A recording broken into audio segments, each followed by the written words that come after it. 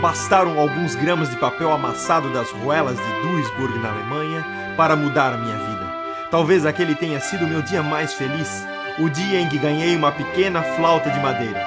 Para mim, era o princípio de um pequeno sonho. Soava como música aos ouvidos. Até hoje não sei se a responsável foi a pequena flauta, mas em 1913 o Conservatório de Música de Duisburg formou um músico. Futuro brilhante e promissor foram os dizeres do diploma.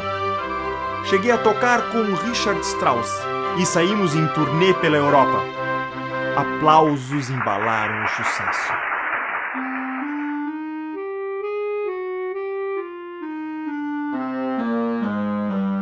Até que veio a guerra, primeira e mundial, e a guerra desafina nossas vidas com suas balas e canhões. Comigo não foi diferente, obrigado a deixar os concertos para defender a Polônia.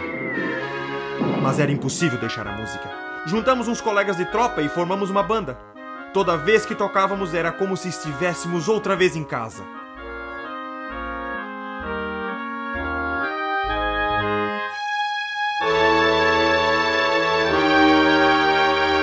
Muitas das lições de música aprendi com a vida. Um dia, ainda na guerra, entendi que o mundo compõe sua própria harmonia. Um simples pressentimento me fez sair daquela barraca. Nem tive tempo. Uma bomba explodiu segundos depois, matando os colegas de dentro.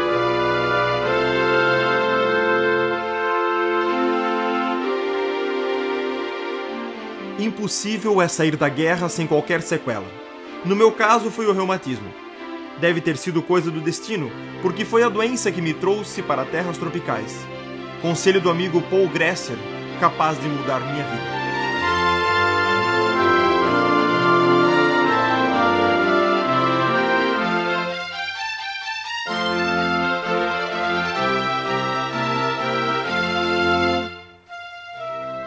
A terra tropical chamava-se Brasil. O lugar era o porto de São Francisco do Sul, em Santa Catarina. Trouxe na bagagem alguns sonhos, 2 flautas e um violino. Uma vontade imensa de recomeçar. 3 dias depois parti para Blumenau, uma cidade da qual nada sabia, mas que muito ouvira falar.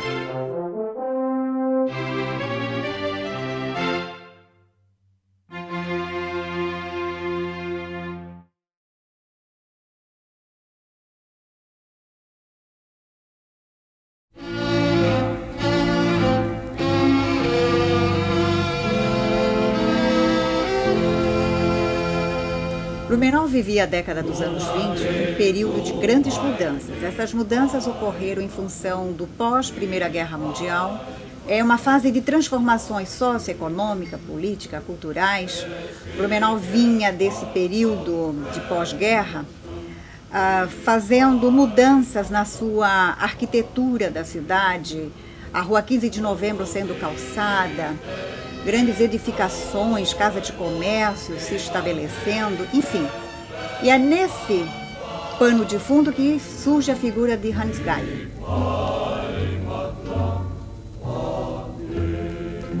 O Brasil foi um país muito acolhedor, aceitou todos os imigrantes que vieram com boa vontade pedindo acolhida no Brasil. Os imigrantes chegaram em Blumenau, desde o começo já tiveram a necessidade de se organizar em sociedade.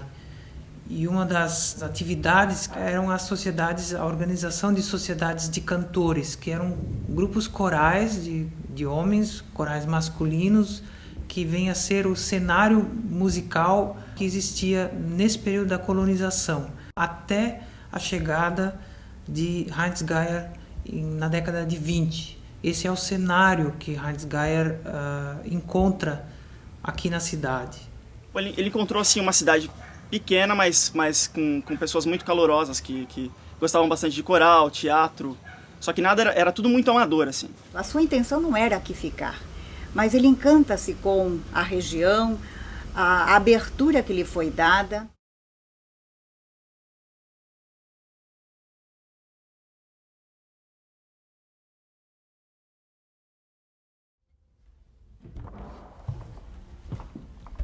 O que era para ser um passeio acabou se tornando uma estada. Não foi preciso nem um ano para que eu começasse a fazer parte das atividades musicais de Blumenau. Primeiro, ao piano, depois, como regente.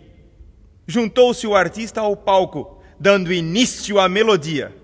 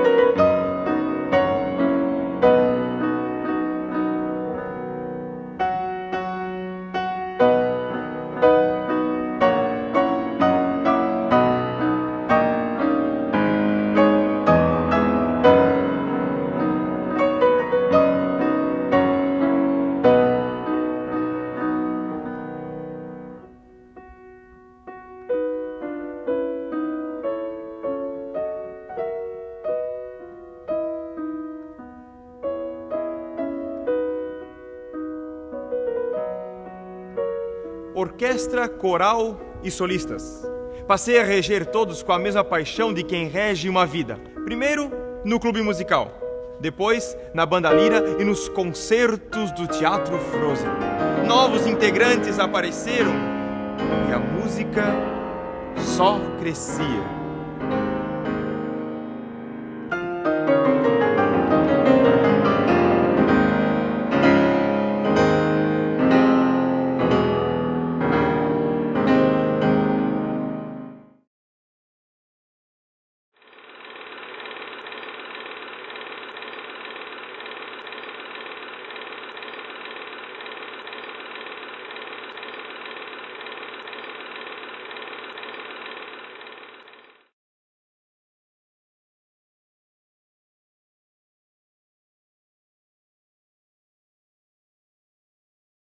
Bem, eu desde criança eu escutava sempre música porque meus pais tocavam música. Meu pai tocava flauta, depois saxofone e minha mãe era piano também.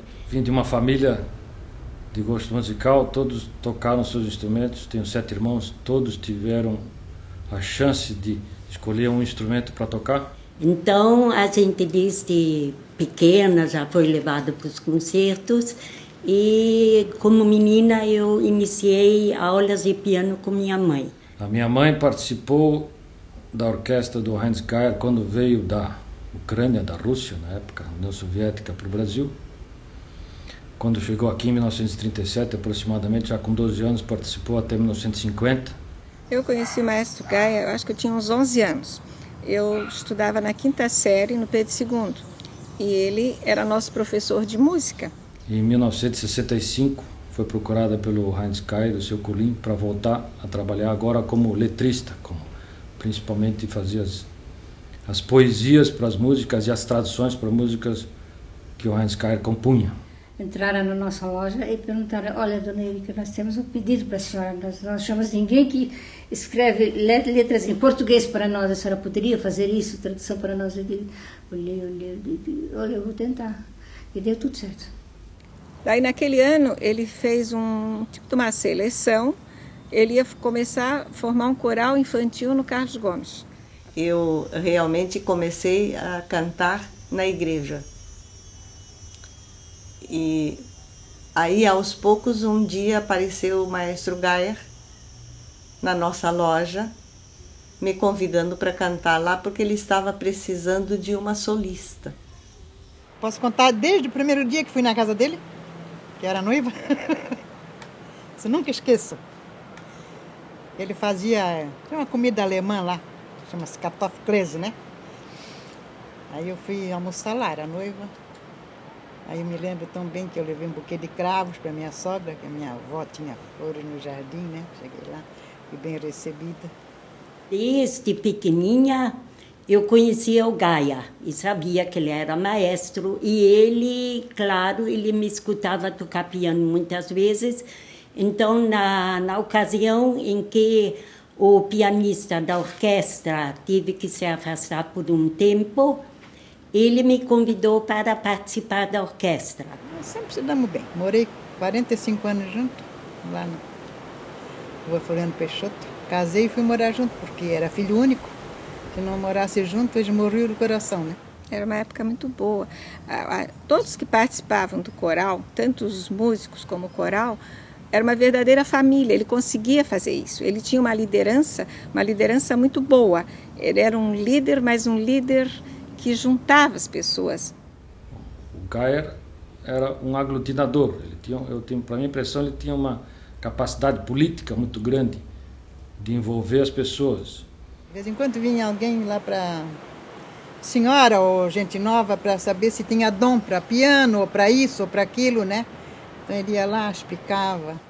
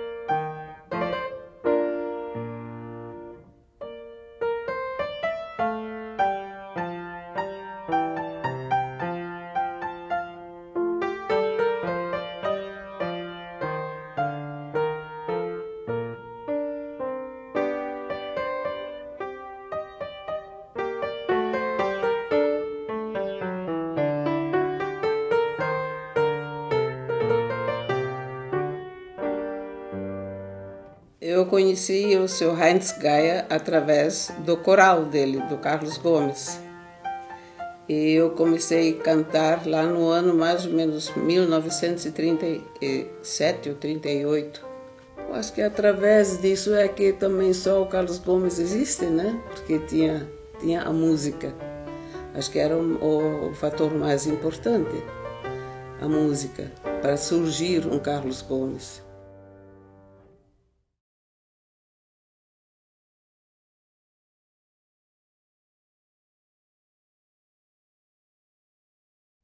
A Sociedade Frozen precisava de um espaço maior para realizar as suas atividades com maestria. Vieram discussões, assembleias, população e empresários ajudaram na arrecadação de fundos.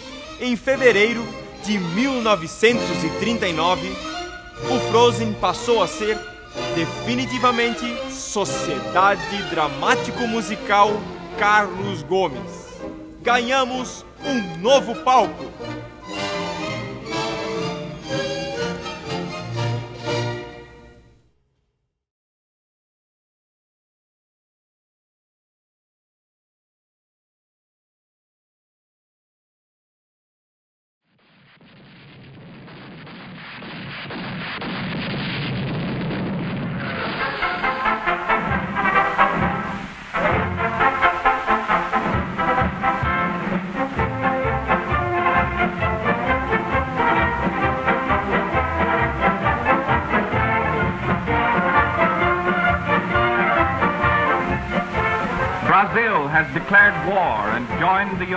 Então chega o período da guerra, o período da campanha de nacionalização e a consequente proibição do idioma alemão.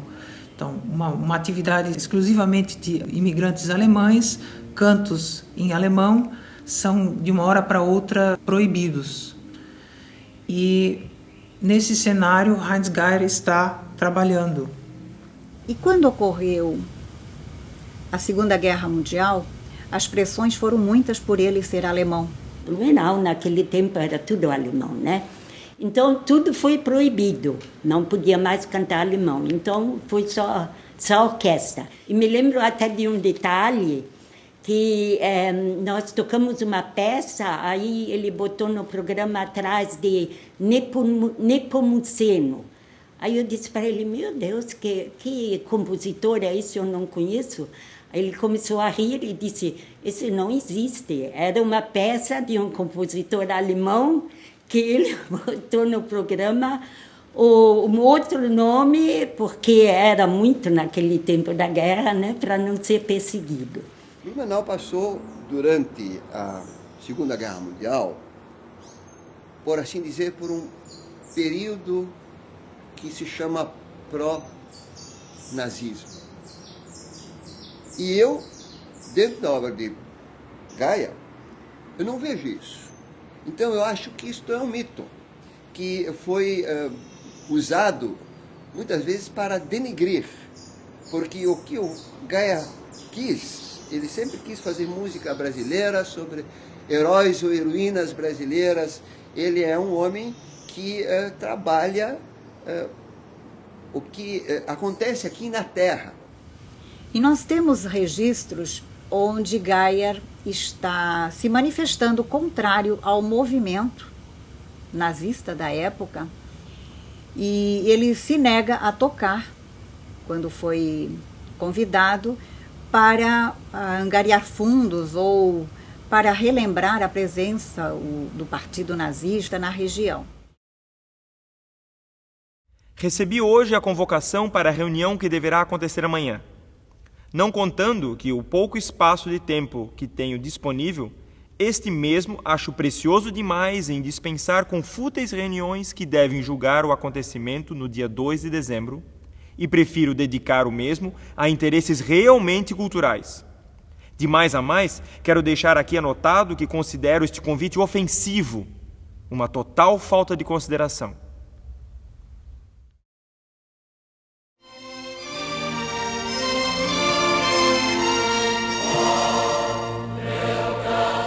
Ele adorava o Brasil.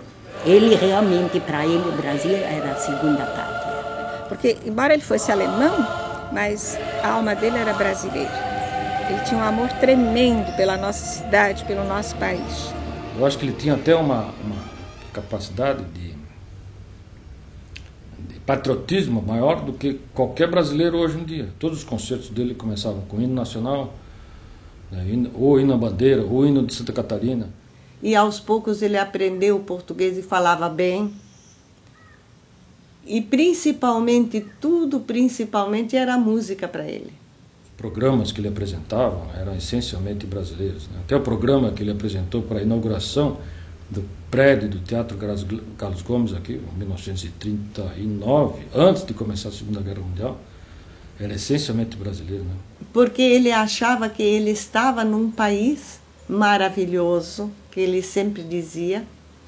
Ele estava comendo pão aqui, e como ele estava comendo pão aqui, o filho dele nasceu aqui e os netos nasceram aqui, ele tinha essa obrigação.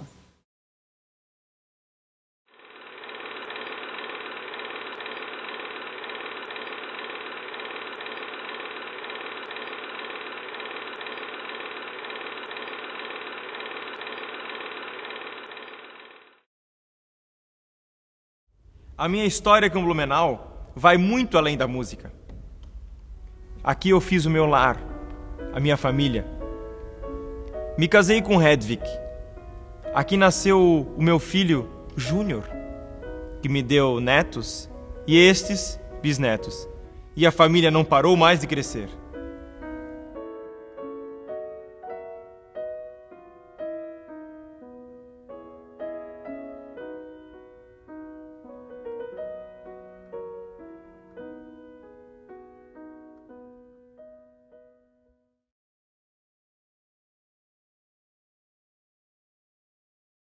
Um outro momento da sua produção artística, da sua veia musical, está justamente com uma peça que se chama O Imigrante. O Imigrante é uma forma que Hans Geier encontra para narrar essa saga, essa participação da história da cidade através da música, contando sobre esse processo da colonização, que também repercutiu e teve sucessos muito grandes.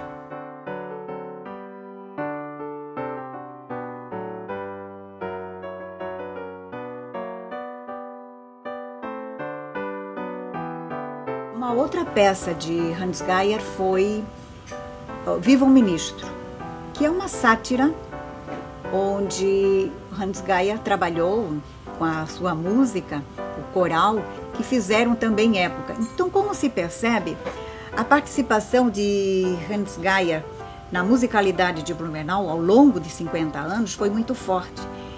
E foram gerações que se criaram ouvindo o maestro Geier.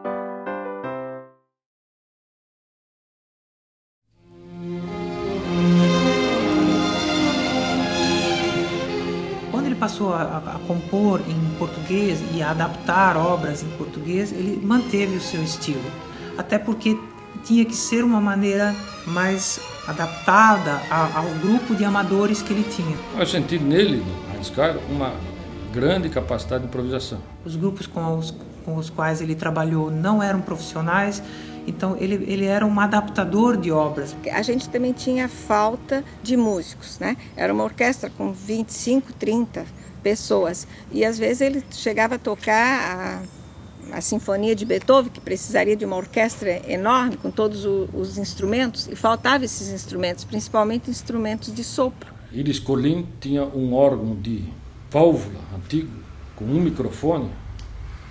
Ficava até impressionado, eu acho que era um microfone de 18 polegadas, mais ou menos. Para mim, naquele era um monstro, naquela época.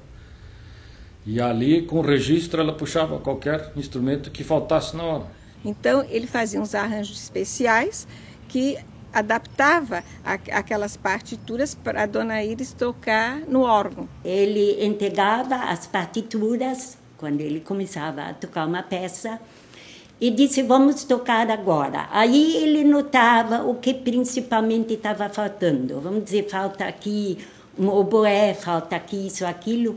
Então ele começou a escrever a minha parte, onde ele colocou todos esses instrumentos que faltavam. E por isso, então, a orquestra, a sonoridade era muito melhor.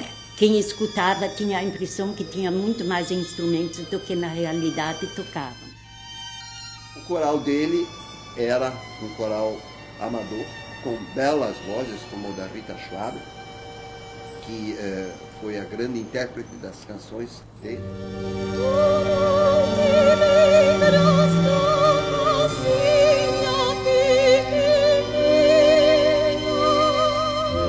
Ele adaptava muitas vezes os arranjos de tal forma que eles ficavam bonitos e simples. Isso é uma grande virtude. Eu, como falei, ele sabia trabalhar com amadores, colocando nos ombros de cada um aquilo que cada um podia desempenhar. Se dedicava àquelas pessoas que tinham o dom para a música e nos quais ele podia moldar algumas coisas boas. E o seu temperamento de exigir de muitos ensaios, de perfeição, fez com que o coral, a orquestra, se sobressaísse. E o fato de que Blumenau tem tantos amadores fazendo música, com certeza ainda se deve a este levar a sério do Geier do pessoal amador. E o coral do Teatro Carlos Gomes, ele tinha assim, uma respeitabilidade muito grande e foram gravados 3 discos. O primeiro se chamava Blumenau Também Canta, que teve assim, uma repercussão muito grande, houve reedições. Um segundo disco que eles gravaram, Nossos Pais Cantavam Assim, que relembravam músicas da velha pátria. E um terceiro disco que se chamou Natal. Naquela época tinha corais, mas assim de, como é que eu vou dizer, de maestros que não tinham grande escola musical, quase nenhum tinha, porque era muito difícil.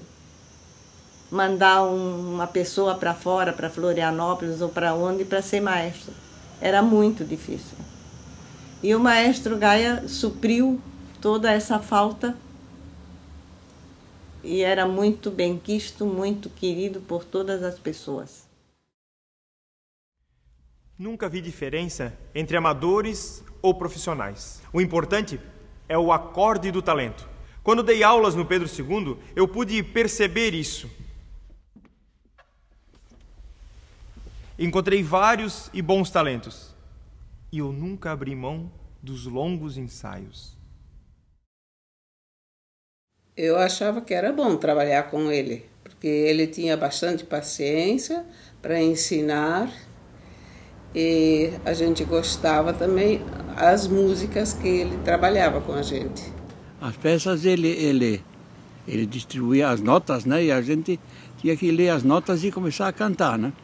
Ele regia nervosamente, mas regia, né? O pessoal vinha de bicicleta aqui do bairro da Velha, longe, para os ensaios, para os concertos, entende? Isso hoje ninguém faz mais. Ele era rigoroso, ele exigia bastante da gente. Sempre falava em duas línguas, né? Ele falava em alemão, já traduzia para português, o português não usava muito. Então ele pedia alguma coisa lá, ein bisschen langsam, ja, ein bisschen langsam. Ele já, mais devagar, um pouquinho. Ele sempre usava as duas línguas, né? Alemão e português. Ele achava isso bem interessante, né? Quando acabava o ensaio, aí tinha sempre aquele bate-papo e ele chegava, por exemplo, por um que tocava um instrumento. Olha, você desafinou em tal ponto. O ouvido, ele tinha um ouvido que era espetacular. Ele comprava os álbuns de disco, que se vinha sempre 4 discos, né? Então ele chegava em casa, ele punha na radiola, aquilo era... Ui, até estremecia, assim. Então ele dizia para mim, eu preciso escutar todos os instrumentos. Ele tinha alguns alunos que queriam aprender piano e coisas assim. Ele tocava muito bem piano também, ele tocava quase todos os instrumentos. Como professor, comigo ele era excelente, ele tinha uma paciência, como é que se diz, uma personalidade extraordinária e nunca me cobrou R$1, por incrível que pareça.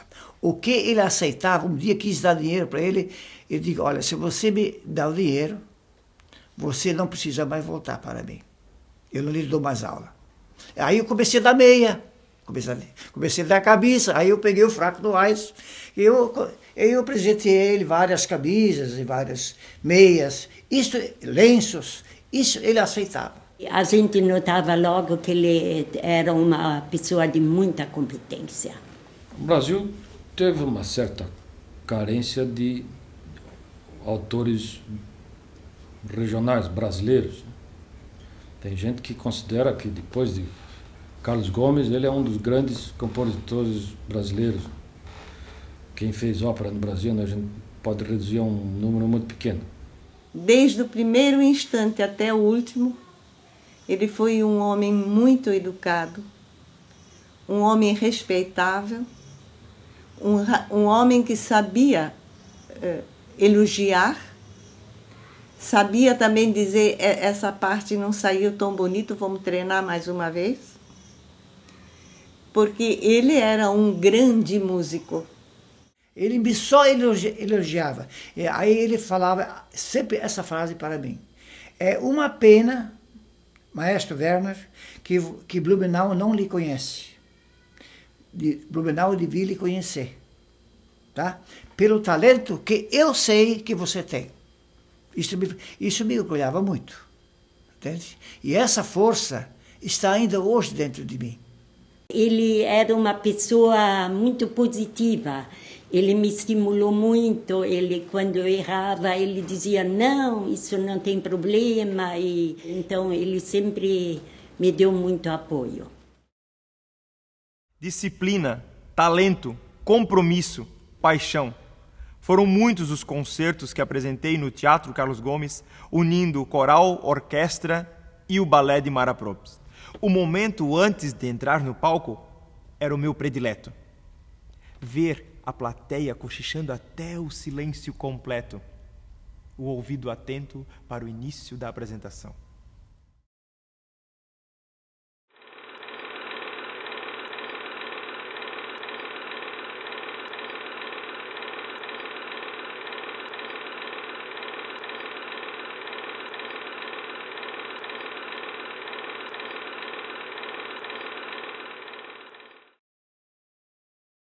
Todas as apresentações que aconteciam no Teatro Carlos Gomes eram um momento especial para toda a cidade.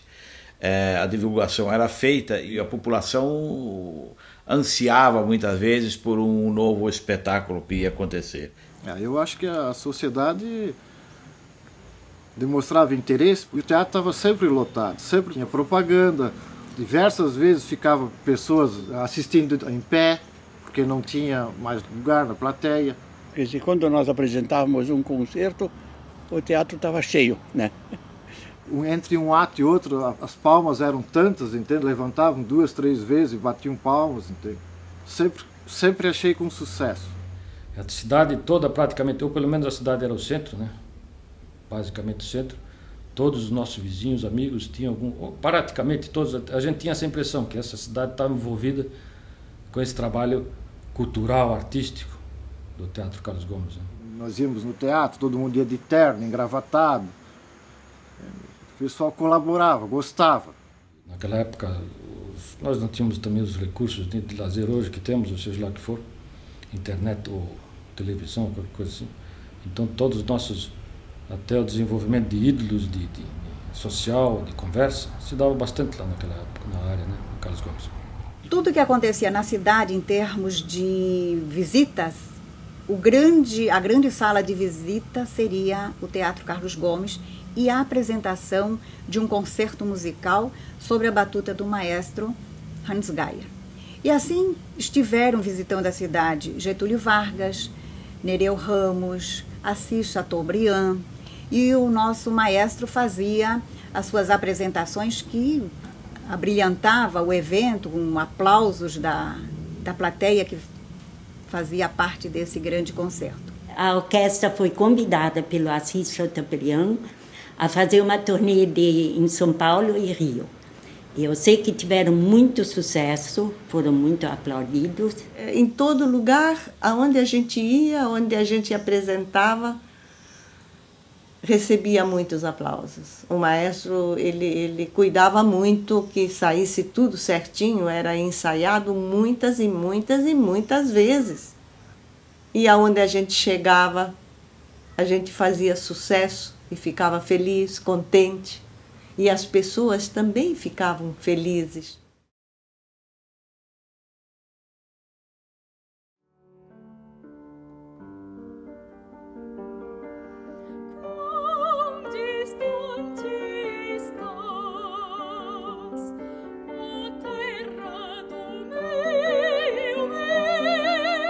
Ele tinha um amigo que era o José Ferreira da Silva, que ele era então prefeito de Blumenau.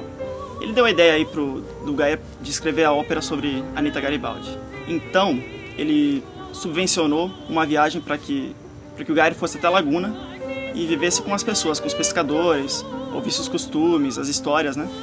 E então tivesse inspiração para construir a ópera. Se para a maioria Anita não passava de uma aventureira, para mim ela foi uma heroína. E foi nas canções e histórias do seu povo que eu busquei inspiração para fazer a maior ópera que Blumenau já viu.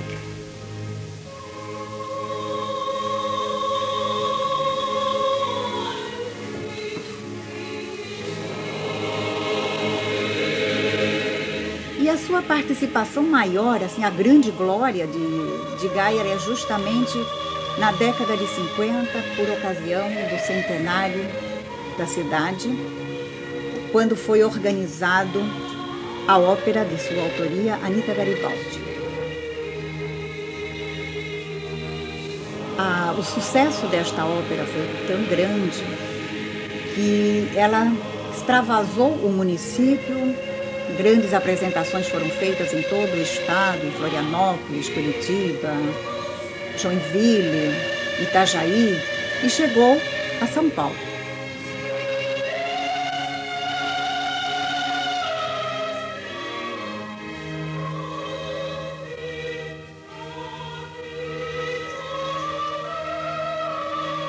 O sucesso lá foi magistral.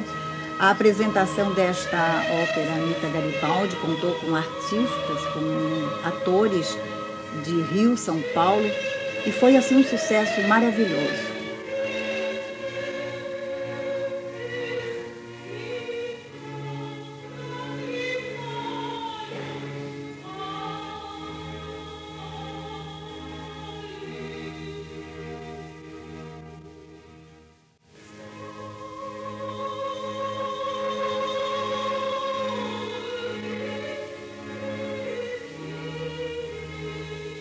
Depois da apresentação ele viu que a grana que ele ganhou não deu nem para pagar as despesas da viagem.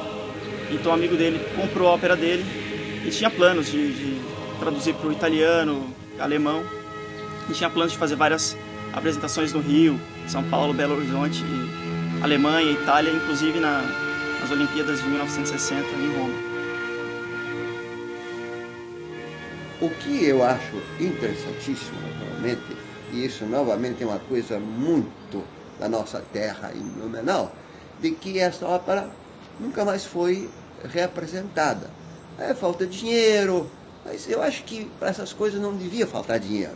Devia-se simplesmente dizer, nós vamos fazer novamente essa obra, porque ela vale a pena, ela é bonita, ela é interessante.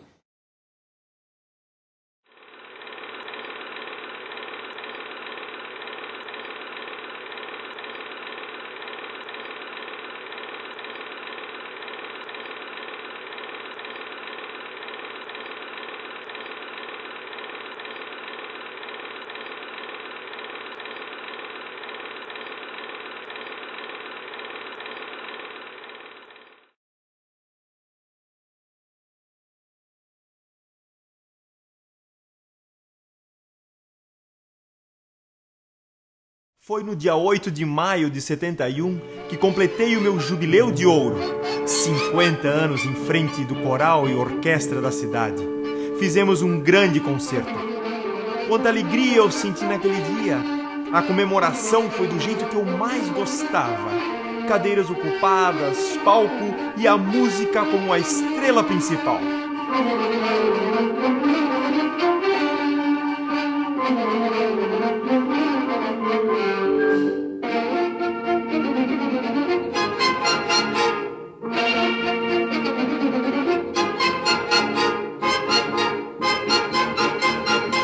A participação de Hans Geier na musicalidade de Blumenau ao longo de 50 anos foi muito forte.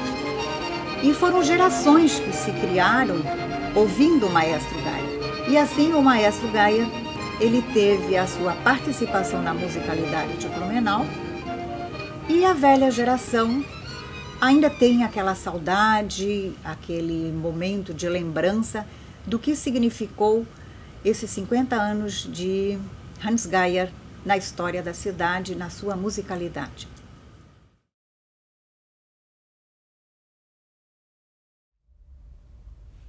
Mas nem sempre as coisas são como se imagina. Falar daquela noite tornou-se difícil para mim. O fato é que após a minha saída do Teatro Carlos Gomes, a minha vida não foi mais a mesma. O que antes era uma bela melodia, agora virou um ruído e só. Quando Deu completou 50 anos de orquestra, de regência, ele se desligou, ficou meio chateado, porque na época todos os componentes da orquestra nunca receberam nada, não tinham patrocínio para ir a São Paulo, eles foram fazer concertos em São Paulo, tudo pago pelo próprio bolso, mas ali, dentre os componentes, existiam pessoas de baixa renda. Muitas vezes o meu avô pagava, ajudava, não, eu pago a tua despesa para você ir junto. Isso tudo foi acumulando e ele ficou, já pela idade também, ele ficou meio desgostoso com isso. Eles quiseram fazer uma escola superior de música em Blumenau, profissionalizar os professores, ter mais contato com o exterior, que a diretoria achou que ia evoluir a qualidade musical, e não deixou espaço para o Heinz Geier. Talvez não tivesse espaço físico para eles lá conviverem daquela forma social.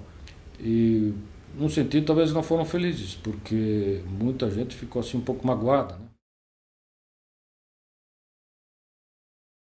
Mas a gente tinha a impressão que eles estavam achando assim que o maestro já estava velho, que talvez precisasse entrar um maestro mais novo, com outras ideias. A gente tinha essa impressão. Ele tinha a vontade de trabalhar, ele tinha a capacidade de trabalhar, ele tinha criatividade, muita. E isso não foi mais valorizado. Eu acho que podiam ter substituído outro, digo que sim, ele já era mais velho, estava um pouco doente, mas fazê-lo ainda entender vamos dizer, num concerto, olha, seu Gaia, eu posso tocar uma música sua? Por exemplo, ele tinha música muito bonita.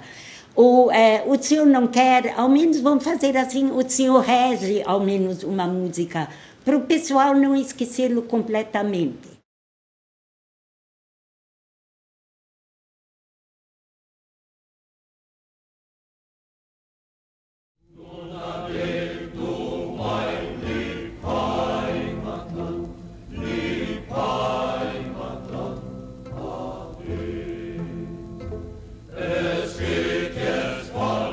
Quando ele saiu do Carlos Gomes, ele foi convidado pelo coro masculino do 25 de julho.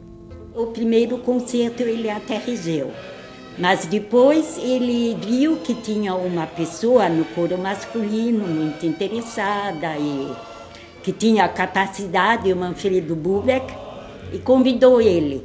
Eu me lembro que ele veio lá em casa, junto com o maestro, aí ele ensinava para ele como reger. Pegou o braço dele e mexia, como ele tinha que reger. E aí o 25 de julho teve uma fase muito especial, de alto nível. O Gaia conseguiu arrastar também novos coralistas para o 25 de julho e o coral se tornou assim um marco nessa época dos anos 70 em Blumenau.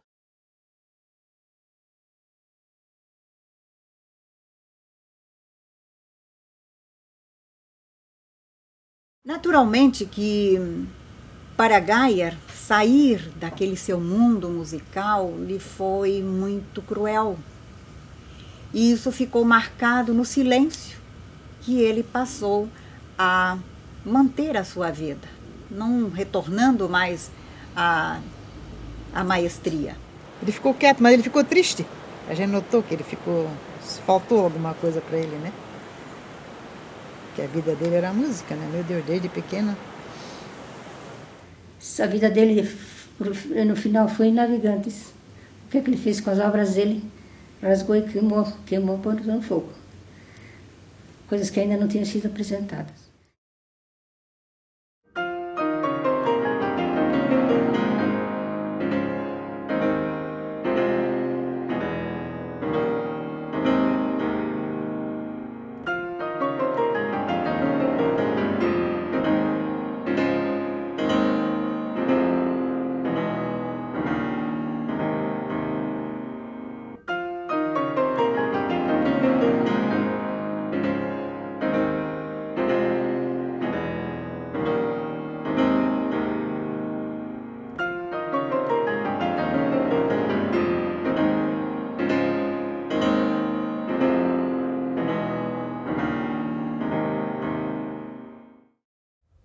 Até o fim da vida, fazemos as nossas escolhas. Eu preferi que a harmonia ficasse na lembrança dos atentos ouvidos que me escutaram, dos disciplinados gestos que me seguiram, dos silenciosos olhos que se emocionaram. E o que foi que Gaia deixou de herança para a cidade? Ao aposentar-se, nasce a Escola Superior de Música em Blumenau. E se nasce uma escola de música é porque ele deixou as sementes. O gosto pela música continuou e Blumenau até hoje prima pela sua musicalidade. Quando ele chegou aqui em Blumenau, havia um grupinho fazendo música, né? Uma pequena orquestra. Ele imediatamente assumiu o comando, né? E desenvolveu isso para uma orquestra sinfônica que ele regeu durante 50 anos. Então, se hoje temos festas, temos grupos folclóricos, temos inclusive grupos corais que ainda mantêm essa ideia de... Talvez ele contribuiu para isso. Temos discípulos dele, discípulos no sentido de ex-cantores. Temos pessoas que aprenderam música com ele, que regeram corais durante muitos anos aqui na cidade. Então, acredito que ele disseminou um pouquinho essa ideia. Desde que ele veio, ele sobrepujou outras forças musicais que aqui tinham, e ele sempre foi um líder. Ele foi um líder na música, e tanto que 50 anos de história ninguém consegue apagar. O que não se consegue é manter viva na comunidade, na mídia, o que ele fez. Todos os meus conhecimentos, todos os meus arranjos que eu faço, o meu trabalho, que eu faço ainda, eu estou nativo ainda. Eu agradeço ao maestro Hans Geier. Mas nós tínhamos um grande momento no Teatro Carlos Gomes. E o Teatro Carlos Gomes, isso é um legado do Geier, era o centro, o coração palpitante da música. E isto continua até hoje. Eu diria que o Hans Geier hoje fez a sua história. O homem é fruto de um momento. A marca de Hans Geier está justamente na lembrança, o nome que leva, mas ele poderia ser relembrado de uma forma mais forte, reapresentando as peças escritas por ele, musicadas por ele, e isso é o que está faltando, reavivar a produção musical de Hans Geier. Chegou o dia em que me internaram às pressas no hospital. Estás abatido, é o que diziam meus amigos, até que descansei.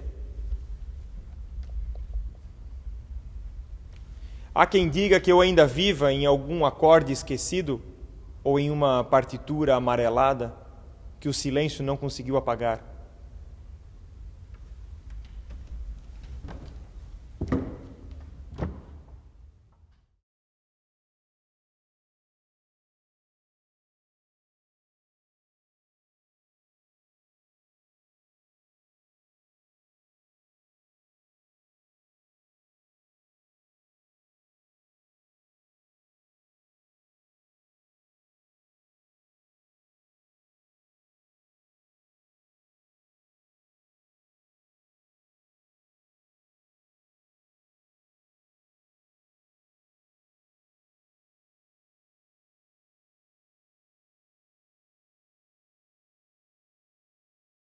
Eu sinto muitas saudades daquela época, foi um tempo muito bom e para mim foi um grande avô e grande homem para a sociedade blumenauense. Acho que uma das coisas de mais valor para a nossa cultura que nós tivemos. Acho que ninguém vai deixar ou deixou algo como ele deixou para a nossa cidade. Acho que ainda ele vai um dia ser reconhecido, ainda não foi, mas acho que ainda vai chegar lá. Se ele estivesse vivo e encontrasse ele, eu daria um abraço e ainda seria um discípulo dele. Em primeiro lugar, eu ia dar um abraço muito grande nele. E daí eu ia dizer, maestro, muito obrigado por tudo que o senhor deixou em Blumenau. Eu só tenho vontade de dizer, se eu pudesse me ouvir, volta a Geier e continua o teu trabalho. Mas acabou-se.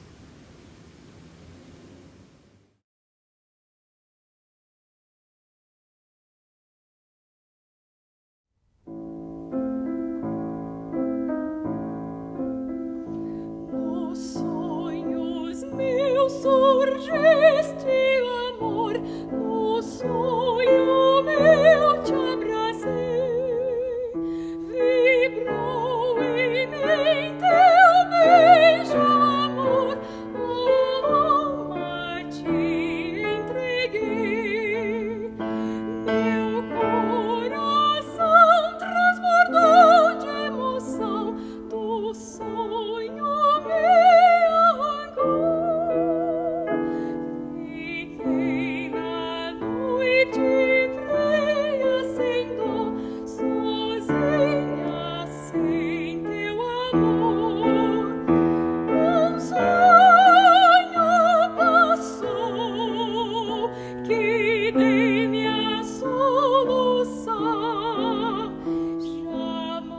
Say